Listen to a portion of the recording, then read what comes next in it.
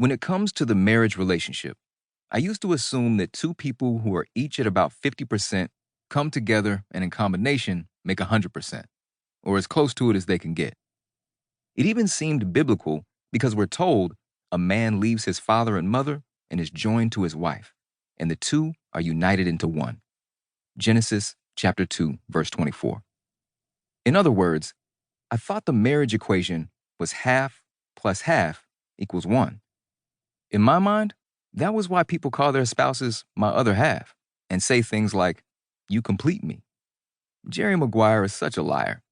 I've been married for over a decade now, but I realized early on that my original marriage equation was all wrong. The equation for marriage is really this: 1 plus 1 plus 1 equals 1. Are you currently questioning everything you learned in second grade math class? Let me help you. One whole man plus one whole woman plus God in their midst creates one healthy marriage. If you're dating seriously or engaged, God should be in the middle of that relationship too. What's different is that you don't have a marriage covenant together, but God still wants to be the center and the source of unity for the two of you. If you're headed for marriage, know that you're supposed to be entering into a 1 plus 1 plus 1 relationship. No matter what your official relationship status, married, engaged, dating, it's complicated. It's important for the health of the relationship that you've been working on yourself, trying to make yourself the best that you can be. Hopefully, your partner has been doing the same. But even more important is the presence of the third member in the relationship. God's participation makes it possible for the man to fulfill his purposes, for the woman to fulfill her purposes, and for the relationship to fulfill its purposes.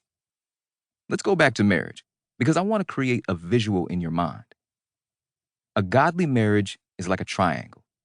First, the husband and wife are connected at the bottom of the triangle.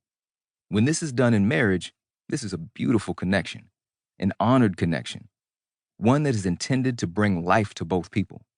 From day one of their marriage, a wife and husband are bound together in a holy covenant. The bond is intended to last for a lifetime, and they will hopefully be strengthening their connection and enjoying the rewards of it for as long as they live. But there's another part of the triangle. God is at the top, with each of the marriage partners spiritually connected to Him, assuming they're both believers in Jesus. This gives them another way to be connected, through God. And look at this. It's a geometric and spiritual truth that as each partner draws closer to God, each one is also drawing closer to the other. The fact that God is in the middle of that marriage is the key to their getting the relationship win. Again, God should be in the middle of any godly relationship. When you're going out or chilling at home with your boyfriend, girlfriend, God is on the date too. If you're in that engagement period where you're working on merging two lives into one, God is watching to see how you prepare for the marriage triangle. Now, this triangle thing is probably not an entirely new idea to you, especially if you've read relationship goals. But let me ask you something. Have you two, as a couple, ever actually invited God into the midst of the relationship? Maybe it hasn't occurred to you to do that. Or maybe you've just assumed He would automatically be there so you didn't need to pay any attention to Him. Or maybe once, like at your wedding, you did consciously ask God to be at the center of your relationship, but since then, you've mostly forgotten about it.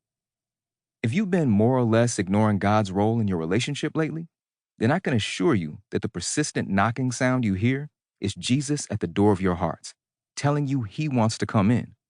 All you've got to do is turn the knob and say, "Hey there, Lord, come on in."